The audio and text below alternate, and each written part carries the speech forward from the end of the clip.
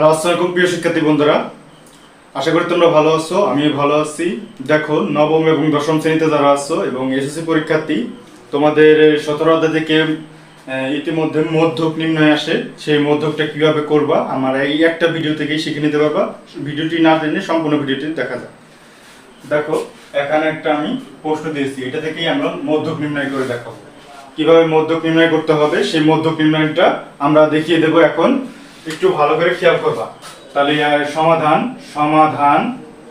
সমাধানে দেখি মধ্যক নির্ণয়ের সারণী।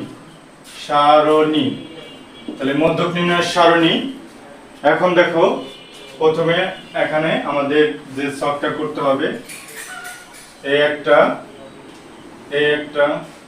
এখানে দেখি কয়টা, 1 2 3 4 5 6 7টা। তাহলে 8টা নিতে হবে।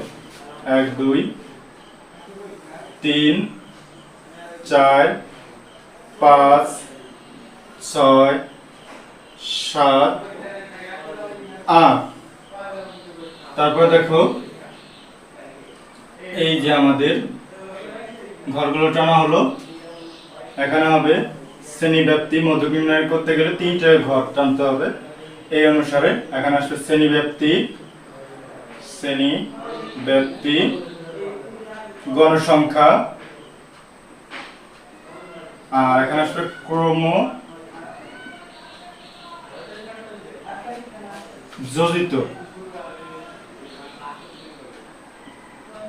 যোজিত গণসংখ্যা,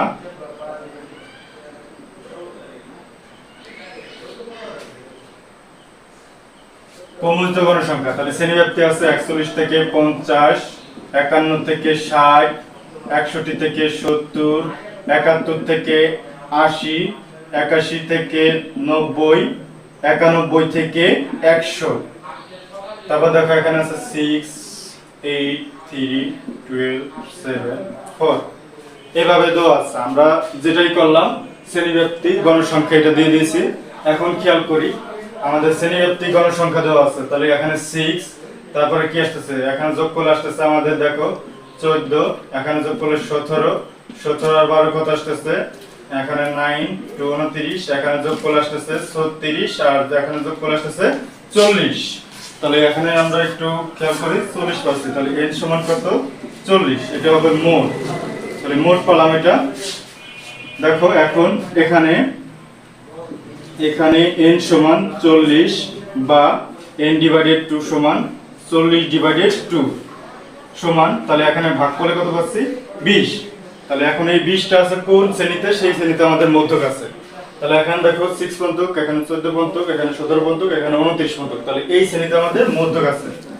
তাহলে এখন দেখো, মধ্যক নির্ণয়ের সূত্রটা লিখি। মধ্যক নির্ণয়ের সূত্র কি জানি, L plus n divided 2 minus fc গুণ h ডিভাইডেড fm।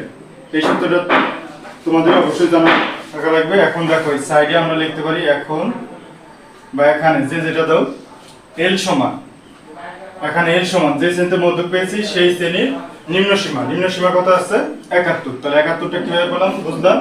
এখন দেখো, fcটা হচ্ছে যে শ্রেণীতে মধ্যক আছে সেই শ্রেণীর পূর্ব মানে কি, আগের কমুত গণসংখ্যা আছে কত, 17। fmটা হচ্ছে যে শ্রেণীতে মধ্যক আছে সেই শ্রেণীর গণসংখ্যা আছে কত, 12। আর h দ্বারা হচ্ছে শ্রেণী ব্যবধান এখানে কত, 10। তাহলে এখানে দেখো আমরা কি পাইছি, 71। এখানে এটার মান পাইছি 20 বিয়োগ 17 গুণ h এর মান দেখো 10, আর fm এর মান কত আছে, 12।